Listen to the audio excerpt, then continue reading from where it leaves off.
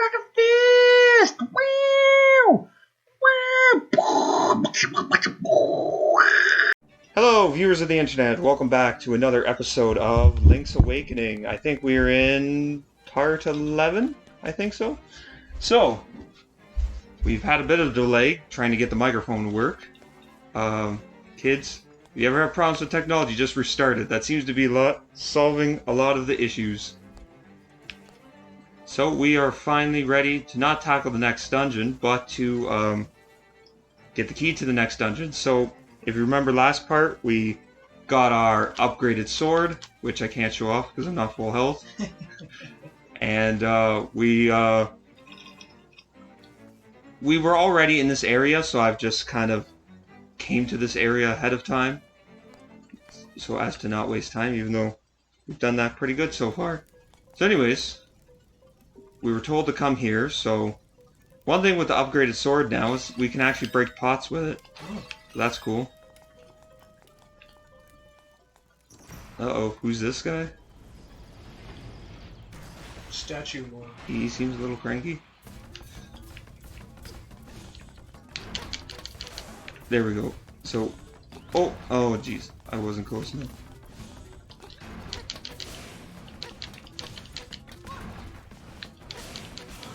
So, basically, that's the fight.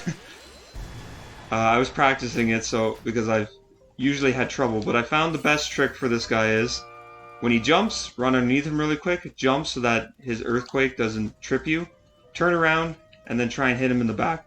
I actually have no idea where the sweet spot is on that guy. I've hit him, and the arrows have done nothing, hitting him in the back, and then the next time I hit him, it hurts him. Once his shield breaks, then you don't have to hit him in the back anymore, then he's completely vulnerable. So he's kind of the opposite of most bosses, where they get harder as the fight goes on. He actually gets easier. So, let's light up to see what we are here to look at. Check. To the finder, the Isle of Kohonalint is but an illusion. Human, monster, sea and sky. A scene on the lid of a sleeper's eye. Awake the dreamer and Kohonalint will vanish, much like a bubble on a needle. Castaway, you should know the truth. What? An illusion? I think that's the only time Link speaks in this. But anyways, yes. What it's all been boiling down to, this whole thing is a dream. We've actually been living on the Windfish's dream. Everybody we've been talking to and making relationships with have all been just part of that dream. And the nightmares are actually trying to keep you from waking up the dream. Hoot, I see you have read the relief. While it does say the island is but a dream of the Windfish, no one is really sure. Just as you cannot know if a chest holds treasure until you open it, so you cannot tell if it is a dream until you awaken. The only one who knows for sure is the Windfish. Trust your feelings. Someday you will discover the answer. You need to get me one of those. There you go. Oh yeah, we gotta kill these guys with arrows.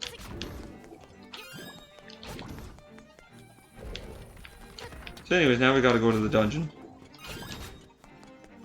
The face key. Yep. Sounds Go to the meme-like. face dungeon.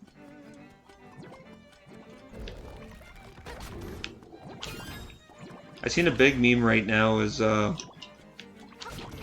since people have I don't know what the proper term is, but a while ago somebody like took a whole bunch of SpongeBob clips and then created a voice program that can actually copy SpongeBob's voice. Oh. And of course that took the internet like 5 minutes to start like saying bad words in SpongeBob's voice and stuff like that. But one of the memes is like that has developed from it is you know the clip where like Patrick is learning how to open a jar and not sure because he wants an award, but he doesn't do anything.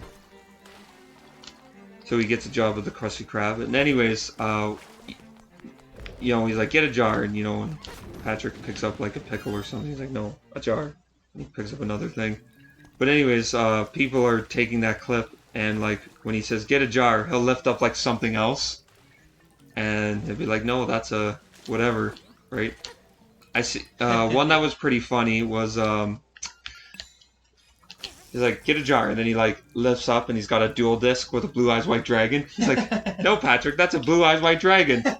Yes, and then he like looks. He's dressed up like Kaiba. He just activates it, and then the Krusty Krab explodes, and a big Blue Eyes White Dragon comes out.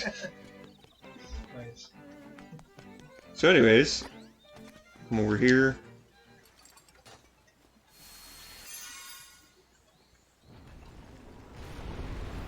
Whoa. A lot of these keys and different items to had the same purpose as what like HM moves did back in the old Pokemon games. I guess they couldn't really. The way programming worked back then, I guess they had to either load the whole map or load none of it. So they couldn't like program into the game like, oh, only let the player come this far. It's like at this point in the game. So what they had to do was design things that prevented your movement. So like, you know, the HMs, right? You couldn't get to such and such a place until you had strength to move a boulder. So I believe these guys are Wizrobes. So you can't hit them with your sword because it won't hurt. I don't know if the distance. Oh. I don't know if the distance move can hurt them. No. Yeah, you can knock them out of the way. So one way is arrows, which works good enough. Or you can, well, I guess you can paralyze them, but you still won't be able to hit them. 2 arrows, which can take up arrows. Or 1 bomb. But but you do have to time it right, because obviously when they're not physical, you're not going to hurt them. They also shoot a beam at you. They can't shoot diagonal, so that's kind of nice. Again, there wasn't much in the way of diagonal in the original game. Link couldn't even really go diagonal, so they kind of kept that in from. Okay, so here's a Shy Guy, and I somehow got hurt from that. That was weird. That was weird. So, this is a jar door. We throw a jar bus. We've been here before, but we don't have any jars, and we can't take jars into another room. This is the only thing, but this is way too heavy, so we're not going to do that. One thing we are going to do, however, we're going to put a bomb here. Put a trigger. And we're going to go... Could you not just hit it with your sword? No, because it would trigger before we'd be able to get out of the room. Oh. So we're going to come this way.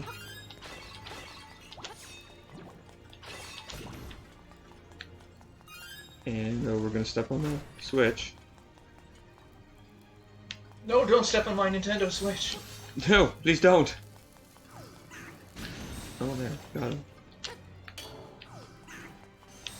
Ouch. Yeah, I got him. Okay. Oh, that.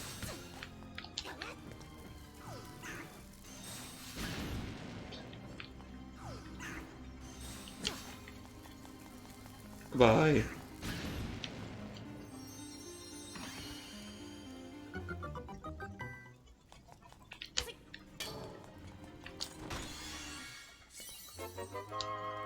There, we got the map.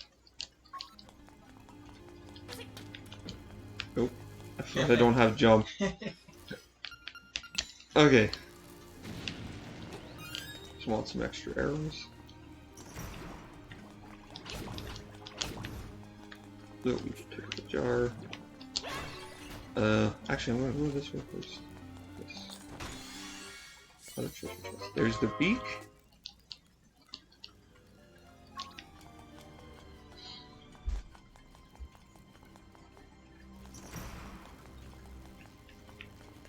So one game I've been playing lately, you've probably seen when I'm on, is Subnautica. Just came out for the Switch.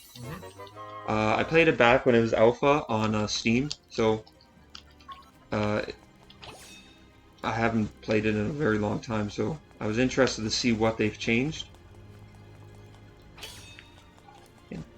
the part we want. And yeah, there's a lot of stuff that's changed. Isn't it that underwater shooter game? It's an underwater crafting like survivalist game. So it's an alien planet that's all water.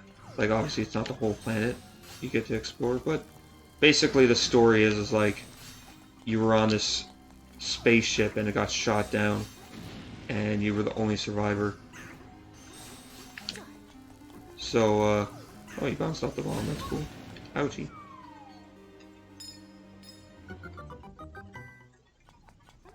Like resource management? Yeah, so basically you're just trying to live. So so you collect resources, build different items. One of the first things you build is this scanner, and then you can scan objects and get blueprints and build more things. And at last you get like submarines, you get a little walking suit, and everything like that. Last time I built, they didn't have the walking suit vehicle, so I've just recently crafted one and was able to, ouchie, I was able to use it, which was pretty cool.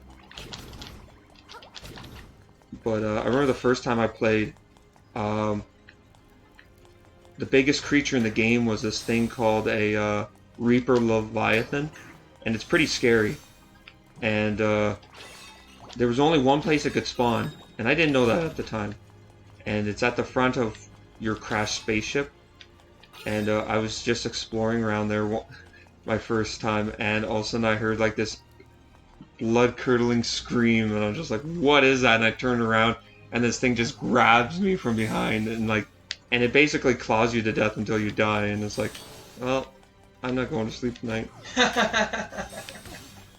Sounds like the giant eel of Super Mario 64. Yes, basically, it would be that equivalent. And, just to pause my story for a second, this is one room that has tripped me up multiple times. Because I think, oh, I need to move that elephant statue to solve the puzzle to this room. And it's, no, not at all. All you gotta do is kill the slimes. You can light the torches from light. But, oops. I forget if I've got the right... Because, the switch... Oh, stop it! The switches are very important in this dungeon. You have to have them switched the right way in order. The next... Well, I guess the last few dungeons, they're pretty important. But, yeah, I did do right. So anyways, yeah,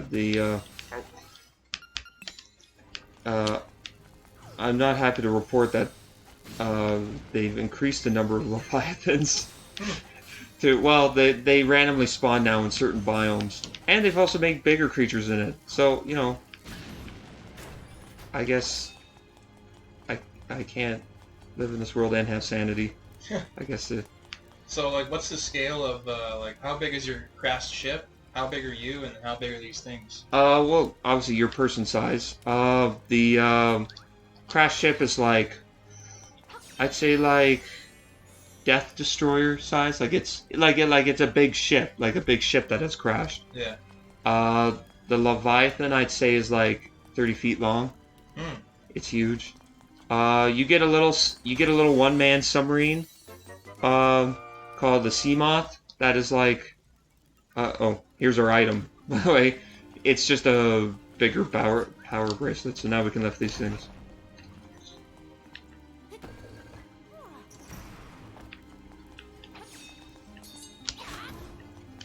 But anyways, and then you get a Cyclops submarine, which is probably about 30 feet long, the same as the Leviathan.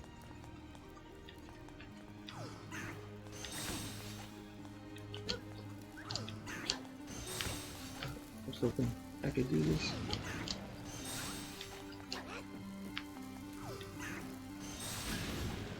Well, it blew them up. Oh wait, I think I can...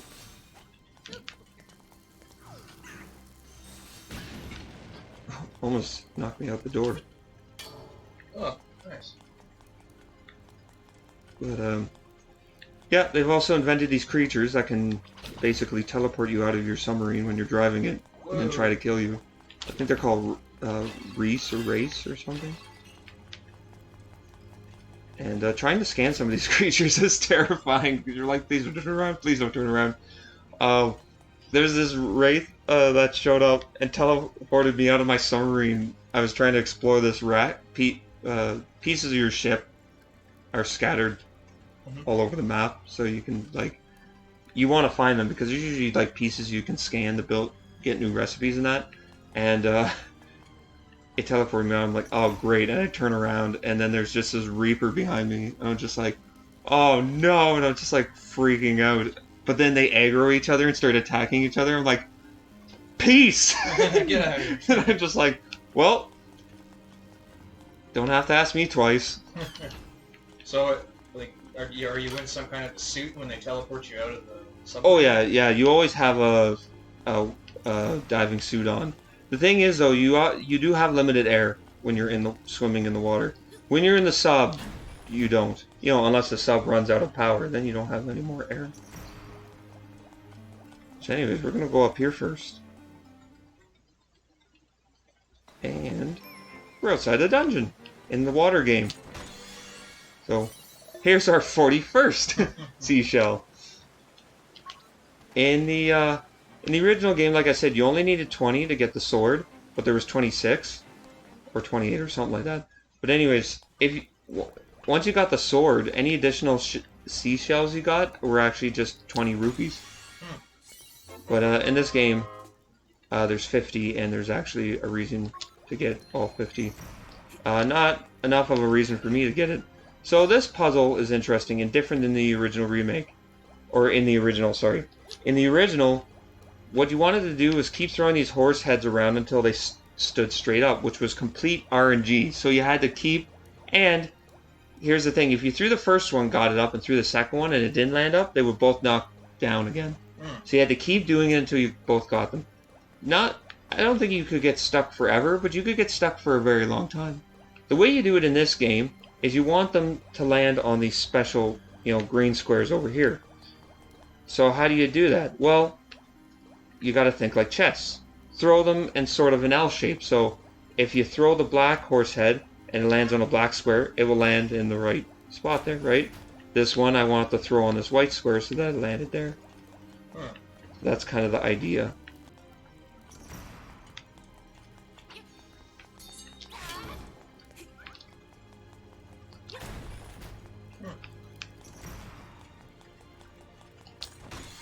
I have a feeling you're going to be fighting some kind of an elephant boss.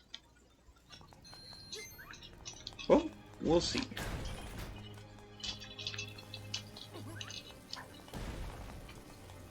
So we're back to the beginning. So I think we fully explored the left side. Now we shall go to the right side. We could always go here right away, but again, I'm just being efficient. Oh yeah, those pains in the butt. Oh, nice. I thought I was going to get hit there. Also, here's a new kind of room. Spinning tiles, so it was bad enough when the enemies were trying to kill you, now the rooms are trying to kill you. Oh, man. So basically the whole point is you just want to wait out until it throws all the tiles. You're supposed to run around and dodge them, but it's just as easy to put up your shield and block them all. Once all the tiles are gone, then the door will open up, and we'll get a few rooms like that. So what we want to actually do is go up here.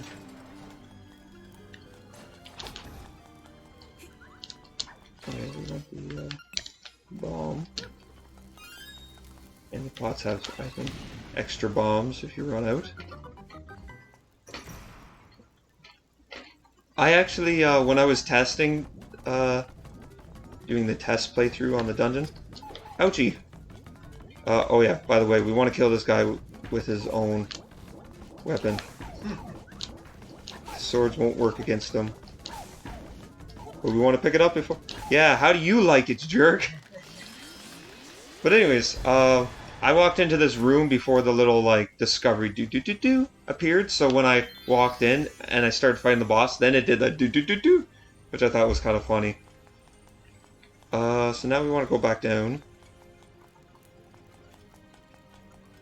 Actually, I'll show something off. So basically, we come here, we go up, and if you come here before you get the power gauntlet, you'll be like, oh, I guess I'll go up through here. But all it does is start you back off at the beginning of this room sequence. Stairways. Yep. Super Mario 64 up in here. And, which way do we want to go? I think this is the way. Yes. Do we want to kill this? Kill these guys? Guess we do.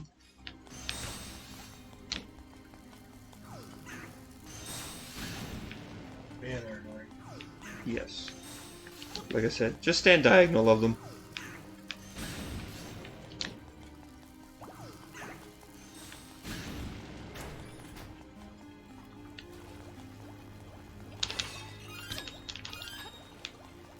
So we gotta come here first, because we're gonna need a key that's up here. And we have to go another way to get treasure chest that's up here at the top of the room. But come here first, or else you'll have to just redo that sequence all over again, because you'll need this key.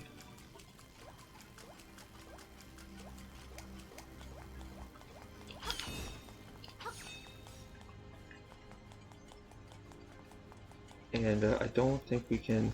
Oh, we can actually get here already. Okay, that's good. I have the switch the right way. So, if we talk to the owl statue, I'll say, hop on top of the crystals to move forward.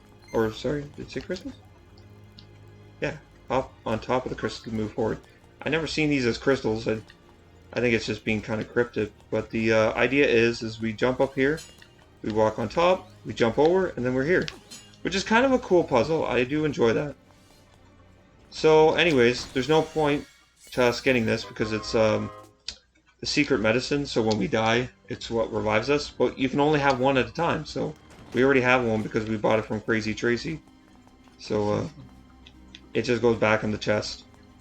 So, every dungeon from now on will have one of those in it.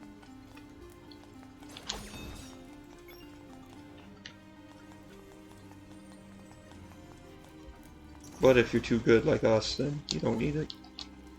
Anyways, we lift up here. There's no indication, I don't think, that should be there. It just wants you to explore everything. Secrets breaking. Oh! Those are some bouncy spikes. Did I ever tell you? Yeah. That's like Bugs Bunny stuff right there. Uh-oh. Oh! I just walked on a tile that started moving, so I got hurt. Did I ever tell you about the escape room I went to and the lady got mad at me because I sequence broke? I don't know. Probably not. Okay, well, that happened. And So what happened? I went to escape room with a bunch of youth kids from my youth group. And What's that? It's like a room they put you in with a bunch of puzzles and the whole... It's like a big game thing, and basically they were really popular before COVID, but most of them had to close down because of COVID now. But basically, there's like different puzzles, and you have to solve them to eventually find a key to get out of the room. And I don't know why they exactly started up. I think because of like game shows and stuff like that do similar ideas. So people started like turning old hotel rooms into like escape rooms. Was this at a camp or something? Or? This was in Perth. It was just like an old apartment building that they turned a few of the apartments into escape rooms. It's kind of like a haunted house, but it's like an escape room. Yeah. The whole point is to see how fast you can solve all the puzzles and get out. But there's like a certain order to the puzzles. I just messed that up. And there was a padded lock with a number code on it, and I just started hitting numbers and I unlocked it. So you can get hints too from the people who were working. And we came in and we're like, we don't know what to do, but we opened up this thing right here, and she's like, you're not supposed to open that up yet. I'm like, well, I did. She's like, It's like, it's not my fault if I opened it up before I was supposed to. Nice.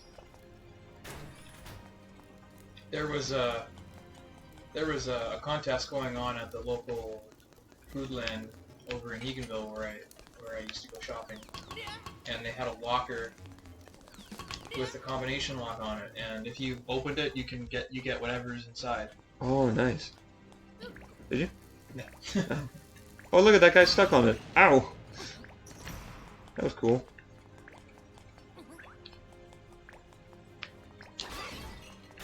Now, I was trying to look up fan theories for this game. Unfortunately, there isn't a whole lot for Link's Awakening. One game that does have a ton of fan theories is is it the right way? Yes. Is Majora's Mask. But one thing that I did note was, which was cool. So the Pole's voice in this game kind of looked like rabbits. And apparently in Ocarina of Time, which was the game that came out after this one. So this is Legend of Zelda 4. Ocarina of Time is technically Legend of Zelda 5. When you get the bunny hood from the mask salesman, he'll give you some sort of comment like, "Can you hear the voices?" And people think it's a hint to the fact that they look like rabbits in this game. Okay, so we can't get in a fight. We'll have to... there. There's probably a better way to do that, but I don't know of it, so... Man, we are just racking in the money. But what's a dungeon without some rupees to find?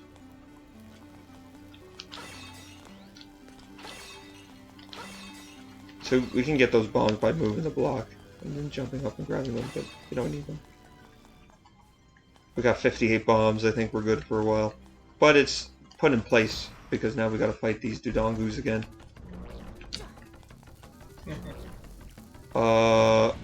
Okay. Just two out of his range. Yeah, usually they'll just suck them in. I guess the game kind of bugged out there. And again, we gotta wait a little while because they won't just keep repeatedly eating bombs. They'll actually get fussy. They're kind of smart, which is good.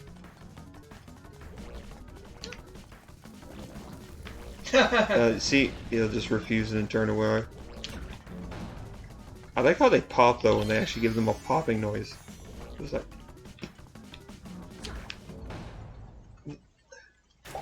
There's just a fairy in them. And if you do happen to run out of bombs, there is a way to get out of here. So you just climb up here and jump out.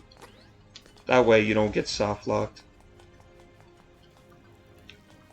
So if we jump down, we'll have to do... Well, we'll have to go through the rooms all over again. We won't have to kill the enemies all over again.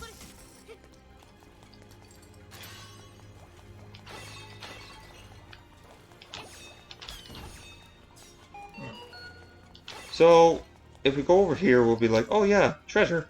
What? Give me treasure. It's a mimic. So, we talked to this owl, and it says to open a treasure chest, use the pots around it. Well, that's actually not very cryptic. Here we go. Now we got the boss key. Or the nightmare key. Which I think is interesting. They call the bosses by a different name. It's still a boss. It's not like it's mechanically anything different. But it does make the game feel different, which is nice. This game is very different. We're in a dream. Yes. So you might as well have the nightmares be the bosses. I don't know why I keep forgetting it. You have to equip the feather. Now I gotta remember where we go.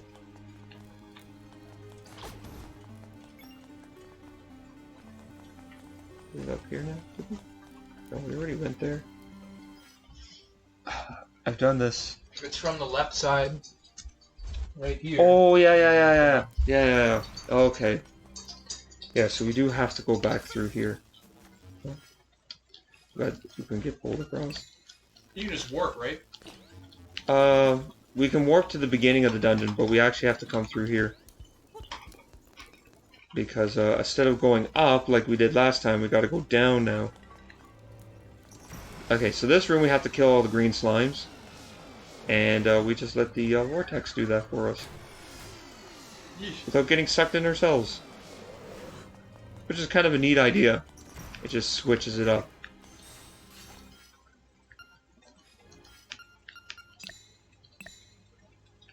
So you've got 3 more instruments to go? Yep. Oh wow. So that means this one and 2 more dungeons. Yes. We're almost at the end of our little adventure.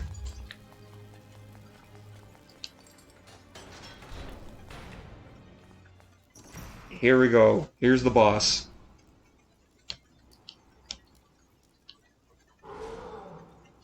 Hey dummy, need a hint? My weak point is... Oops, there I go again, talking too much. Or, well, talking too much again. Oh really? I thought it was facade. Oh, it's pronounced facade.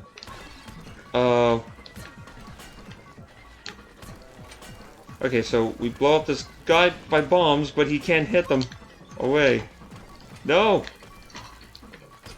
Oh, whoa, that tile was actually picking it up. Wow, I'm actually getting brutalized. So, he will actually... Okay, so once he has run out of everything in the room, he'll start moving his face around and trying to open up holes to eat your bombs. Whoa. Oh! Okay. Man, recording curse. When I was practicing, I had him open up tiles beside the bomb, but the bomb was perfectly balanced on the little line between the 2 holes. I was like, I couldn't even try that again. Yeah, you can't walk on his face because it hurts you. Now, it would have been a cool thing, obviously, they couldn't do it in the original, but in the remake, if, like, stepping on your face, he, like, ate you or something. Oh no, he's getting faster. Yes. There we go. Okay, listen up. If the windfish wakes up, everything on the island will be gone forever. And I do mean everything.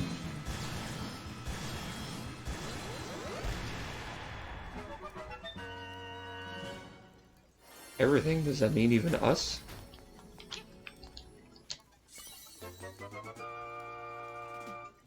The implication is, maybe even we are just part of the dream.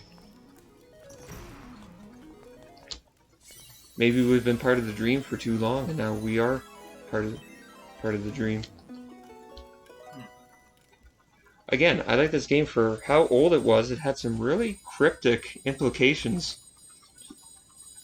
And all the text in this game is completely one for one from the original. So they didn't add... They may have... I don't even know if there was any grammar mistakes. Sometimes old games had grammar mistakes. Because they were old. And Japanese doesn't always translate the greatest into English. And because the Japanese language essentially works off of symbols rather than letters. They can have... Some Japanese words are smaller than English words, so they could fit more Japanese words in the old games than they could English words. So sometimes the translators were forced to use bad English because they didn't have enough space to put the proper grammar in.